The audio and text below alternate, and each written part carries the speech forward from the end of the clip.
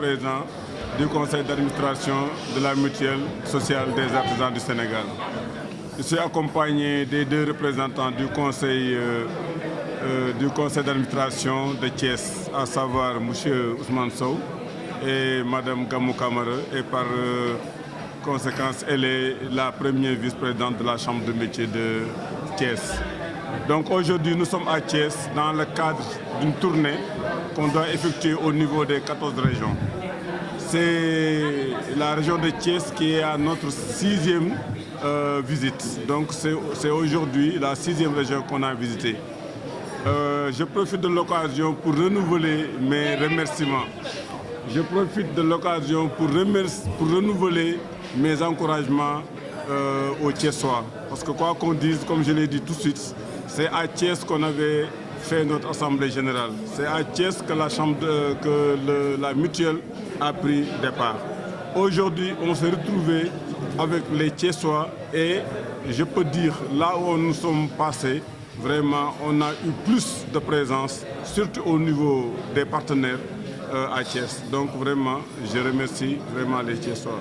Donc le but de notre tournée aujourd'hui, c'est de venir présenter les RSPC. C'est un régime simplifié pour les petits contribuables. Et c'est à partir de ce régime, de cette réforme, qu'on a mis en place la mutuelle sociale nationale des artisans du Sénégal. Et c'est un projet cher au chef de l'État, mais aussi un projet qui nous est cher, parce que ça fait des années que les gens veulent avoir une mutuelle sociale. Heureusement, cette mutuelle concerne l'ensemble des acteurs de l'informel. Mais on a eu la chance d'être les premiers parce que nous sommes une organisation. Et ça aussi, nous profitons pour remercier l'État qui a su organiser les artisans à travers les chambres de métier. Donc c'est une opportunité qu'on doit saisir. On a aussi présenté les conventions avec les partenaires. Je crois que ça ne va pas durer, on va faire encore une autre tournée pour la signature effective et le démarrage, comment dirais-je, de la mutuelle de santé, de la mutuelle sociale des artisans. Donc, grosso modo, c'était ça notre visite aujourd'hui à Thiès et plus précisément à la salle de la gouvernance. Donc, nous remercions tout le monde, mais aussi nous remercions vraiment les journalistes et vous dire que nous comptons beaucoup sur vous pour la sensibilisation, la vulgarisation, pour que les artisans comprennent ce que c'est une mutuelle sociale et s'y affilient pour que demain, nous aurions une mutuelle des meilleures. Je vous remercie beaucoup. Quand yi nga xam ne dañoo nekk ci biir entreprise côté boobu damay souligner dañ fa xaw a fiir tuuti ñun cette fois-ci artisan kese lañ wax ne moo am droit même sa jarbaat bi nga xam ne sax bokkut ak yow mënut a bokk ci mutuelle bi pour le moment. C'est vrai nee nañ c'est une mutuelle évolutive parce que à chaque fois tey lii xew tey suba mën na évoluer suba mais pour le moment ci loolu lañ nekk gum xëy na ki ñuy wax bokk na ci wala bokk ci preuve yi muy indi yooyu aussi comme ni ñu ko waxee c'est une mutuelle évolutive. Ñun au niveau du comité restreint ak réunion yi ñuy def ni di recueillir nit ñi seeni xalaat yooyu yëpp danañ ko dajale pour ëllëg ñu mën a tënk loo xam ne danañ ko mën a génne pour kenn ku ci nekk xam lan mooy sa taxawaay ci mutuelle bi. mais en tout cas lu ma bëgg daal ngeen xam jox nañ ñi loo xam ne yàgg nañ koo wut te mënuñ ko woon amal suñu bopp. kii wax na ko léegi actuellement nii on a presque 4 partenaires yoo xam ne tey ñi ngi taxaw pour jàppale la mutuelle. Donc mutuelle bi su ma nee ne évolutive la ci sens yëpp la moom mooy tey dañuy wax branche maladie ñi ngi wax branche vieillesse ñi ngi wax accident du travail ñi ngi wax maternité mais ñun ci suñuy projection bërki dem def nañ benn simulation si on a 6 millions de cotisants on se retrouve avec 21 milliards te su ngeen xoolee ñun ak suñuy doom on représente presque plus de 10 millions mun naa ko wax dans le secteur informel te xaalis actuellement comme ni ñu ko waxee qui détient l'argent détient le pouvoir mën nañoo dem ba am suñu banque de l'artisanat mën nañoo dem ba am suñuy hôpitaux yoo xam ne ñun ñoo koy moomal suñu bopp ak yeneen ay coopératives d'habitat loolu nag pour ñu mën ko am il faut que le grand nombre mu mën a taxaw et le grand nombre mooy lan comme ni ko président Seye waxee artisans yi approprié wu mutuelle bi xam ne mutuelle bi mën nañ cee jaaree vraiment defar suñu avenir donc cri de cœur boobu laay lancé au niveau de mes pairs artisans beneen bi ci des wax leen ne leen mutuelle du loo xam ne da nga fay dem pour wuti fa benn njëriñ immédiat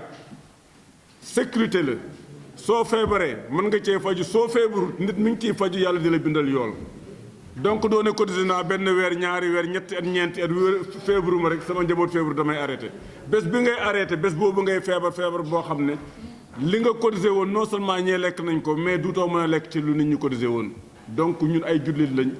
benn bi sarax la dañuy saraxe parce que sarax mooy fanq musiba mais beneen bi aussi dañuy ji loo xam ne ëllëg suñu dee yàlla daf ñu koy fay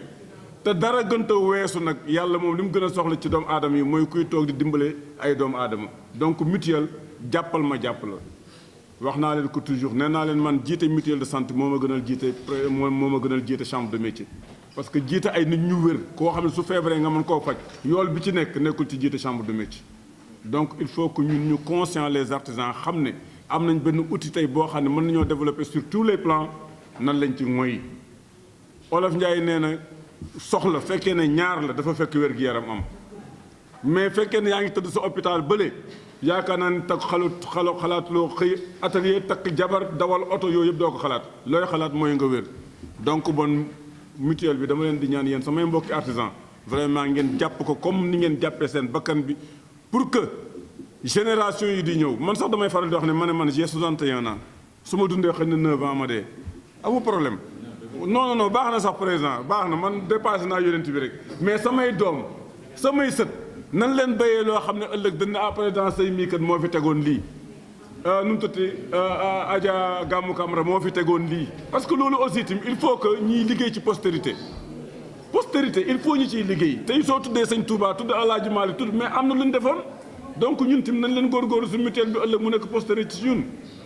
voilà donc loolu laa bëggoon a wax ak tuuti ak samay mbokki artisan maintenant nag pour les partenaires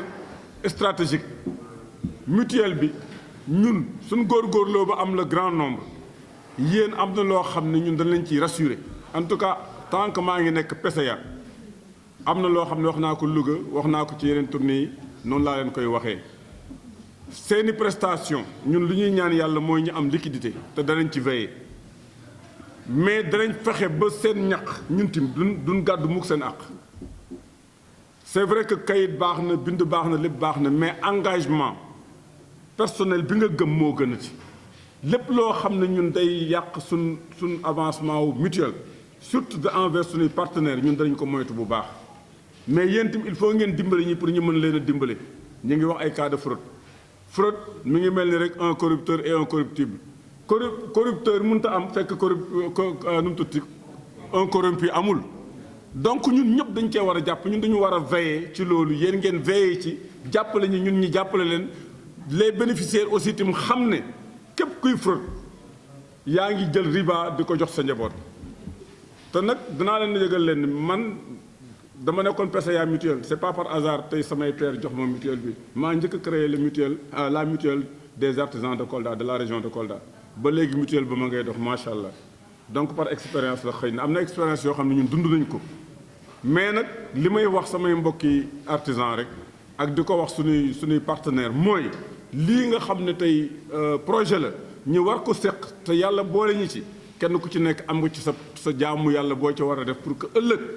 soo dee nga fekk fa lu baax ci sa bàmmeel et c'est important àddina bi guddul nañ fi def lu rafet nañ fi def lu baax wàcce ko suñuy doom ak suñuy sët pour que ëllëg ñoom ñu ñuy ñaanal parce que ñun def nañ ay sacrifice donc gouverneur yaakaar naa ne suñ tasee waatee am na yeneen discours yu war a jox suñuy mbokku artisan comme ni nga ko waxee ni 14 heures jot na bu ñu guddal maa ngi gërëm ñëpp vraiment di sant ñëpp mais nag di décerner vraiment mention spéciale au gouverneur de Thiès ak ses collaborateurs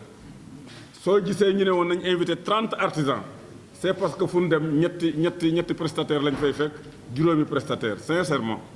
mais ba ma déggee présentation yi j'étais tellement content ba nga xam ne gouverneur il faut ñu décerner la vraiment mention spéciale vraiment Thiès mooy yaayu mutuelle bi keroog ba ñuy def suñu assemblée générale dara manqué wutoon ñi ñëwaat fii tey gisaat fi lii on peut dire que ne Thiès à la limite moom la ñuy jox suñu caabi mutuelle mu téyel ñu ko jusqu'à preuve du contraire maa leen di remercier bu baax. de partager avec les différents acteurs, les artisans, les prestataires de services de santé et l'ensemble des acteurs concernés par la question de partager avec eux des informations sur la mutuelle sociale nationale de santé des artisans. C'est une mutuelle importante qui va permettre d'assurer une couverture sociale aux artisans. De manière traditionnelle, on voyait que seuls les travailleurs salariés bénéficiaient de la couverture maladie. Aujourd'hui, avec cette mutuelle, les artisans pourront désormais bénéficier d'une couverture maladie. La mutuelle, elle est sociale. Elle est sociale parce qu'elle veut atteindre et prendre en charge plusieurs branches. Parmi ces branches, on a cité la maternité, on a cité les accidents de travail, mais il y a aussi la retraite. Mais du fait que nous sommes en phase pilote, la branche qui sera prise en charge dès le démarrage de la mutuelle, c'est la branche maladie, la branche santé. Et on l'a dit dans les débats, il y a deux paquets. Il y a un paquet de base. Là, l'artisan doit cotiser annuellement un montant de 3 500 francs. Et il y a aussi un paquet complémentaire qui est de 15 000 francs par artisan et par an. Mais pour souscrire au paquet complémentaire, il faut d'abord souscrire au paquet de base. Ce qu'on peut retenir, c'est que cette mutuelle de santé aura un impact majeur sur la sécurité sociale des artisans. Maintenant, il y a des paris. Et l'un des paris majeurs, c'est l'enrôlement massif des artisans. Et pour cela, une campagne de sensibilisation doit être menée par la Chambre de métiers, par la mutuelle, pour que les artisans soient informés et puissent venir s'inscrire en masse dans cette mutuelle-là. Parce que sans ces inscriptions en masse, il sera difficile à la mutuelle de pouvoir vraiment atteindre les objectifs escomptés. Donc cette campagne de sensibilisation-là doit être menée. Nous réitérons l'engagement de l'administration territoriale à accompagner cette mutuelle qui est très, très importante pour le gouvernement du Sénégal. Je voudrais terminer par féliciter la délégation qui nous vient de Dakar et qui est composée du représentant du ministère du Travail, du représentant du ministère de l'Artisanat, mais aussi des représentants du BIT, sans oublier le président du conseil d'administration de la mutuelle. Je remercie aussi les chefs de service techniques pour leur engagement. Je remercie également les prestataires de services de santé qui doivent nous accompagner dans ce processus. Moi, partager ay information ci mutuelle sociale nationale des artisans. Information yi nag délégation bi jógee Dakar nga xam ne am nañ ci ministère de l'artisanat, am ci ministère du travail, am ci aussi waa BIT présenté nañ ñu mutuelle bi, présenté ñu aussi ay projet de convention. Li ñu mën a wax nag ci mutuelle sociale nationale des artisans mooy mutuelle bu am solo la. Mutuelle la boo xam ne aussi gouvernement du Sénégal teg na am na fu mu ko teg parce que li ñu constaté mooy que ne mutuelle de santé yi souvent wala couverture en matière de sécurité sociale bi dafa jëmoon rek ci côté salarié yi mooy nit ñi nga xam ne dañuy liggéey di am salaire muy ci fonction publique bi muy ci secteur privé bi donc foofu la gënoon a dem gouvernement du Sénégal nag gis ne affaire sécurité sociale war nañ ci tamit boole artisan yi donc lii moo indi programme bi pour que artisan boo xam ne nii feebar na mu mën a dem faju système la nag de mutualité ak solidarité mooy que ne artisan yépp ku nekk dana am loo ci li ngay gañe nga am loo ci comp dugal ko ci mutuelle bi ba yow boo feebaree nga mën a faju sa doom bi nga xam ne tam dugal nga ko ci mutuelle bi ak sa njaboot bu feebaree mën a faju mais sa mbokk artisan bi nga xam ne aussi feebar na bu mën a faju parce que xam nañ ne nit booy liggéey aussi boo wérul doo mën a xëy dem sa place nga toog liggéey boo liggéeyul doo mën a yore sa njaboot loolu tax ñu naan donc la santé avant tout donc mutuelle la boo xam ne daal dina tax artisan yi mën a faju mën a wér mën a continuer seen liggéey mutuelle nag sociale lañ ko tuddee social parce que dañu bëgg fa mu jëm mooy mu jël en charge branche yu bari mën a jël en charge retraite mën a jël en charge maternité mën a jël en charge itam accident de travail muy artisan bi même buy liggéey fa muy liggéeyee dafa am accident de travail mooy mu gaañu fa ñu mën ko faj ba mu delluwaat ci liggéeyam mais actuellement nag comme dañu nekk ci phase pilote pour démarrer mutuelle bi branche bi nga xam ne nag pour l'instant moom lay bëgg a jël en charge ci phase pilote boobu mooy branche santé branche maladie ci branche boobu lañ jëm mutuelle bi nag dina am impact mooy dina am njeexital ci artisan yi comme niñ ko waxee njeexital bi mooy artisan yu bëree bëri ak ay millions nit yoo xam ne ñi ngi ci secteur informel bi mutuelle bi dina tax bis bu ñu feebaree ñu mën a faju maintenant pour mutuelle bi dox nag aussi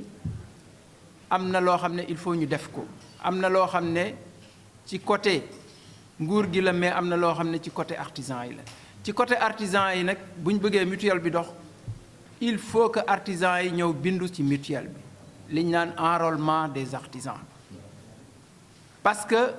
affaire nombre la grand nombre je pense que PCA wax na ko léegi pour mutuelle bi dox il faut que nit ñi artisans yi ñëw bindu nit ñu bëri bindu ci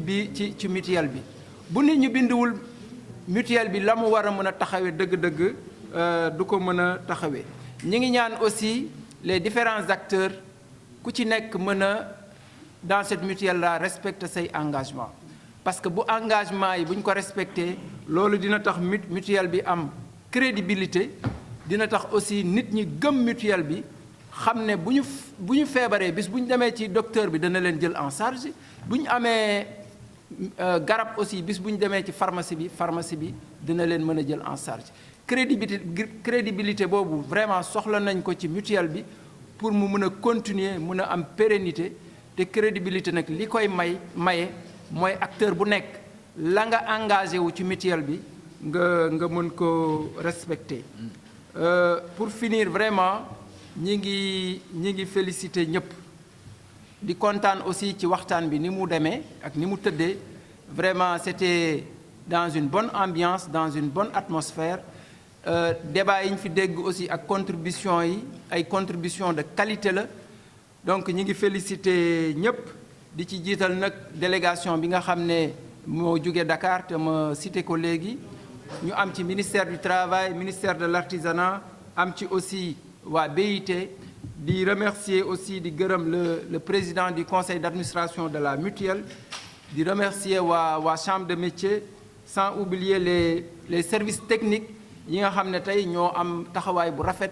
pour que ñu mën a am waxtaan bu amee solo nii ñi ngi aussi féliciter vraiment les prestataires de services de santé parce que gis nañ seen taxawaay ci mutuelle bi, gis nañ seen taxawaay ci waxtaan bi te mutuelle bi mënuñu ko réussir sans les prestataires de services de santé muy médecins yi muy ñi nga xam ne ñi ngi ci pharmacie yi ak ñi nga xam ne ñi ngi ci laboratoire yi ñoo ñëpp ñi ngi leen di sant di leen gërëm. duñu fàtte aussi la presse parce que beneen chantier bi ñu dese mooy sensibilisation. il faut ñu sensibiliser artisans yi ñu xam mutuelle bi xam njëriñu mutuelle bi pour ñëpp mun a daw ñëw inscrire ci mutuelle bi ba nga xam ne ku feebar di nga mën a faju te loolu mënuñu ko def sans la presse moo ñu mën a jàppale pour ñu mën a relayer information bi auprès des populations. Administration territoriale nag mi ngi marqué sa disponibilité pour accompagner mutuelle bi fii au niveau de la région de Thiès ba nga xam ne yaakaar yi ñu ci am ëllëg dinañ ko am maa ngi sant ñëpp di gërëm ñëpp. La séance est levée, je vous remercie.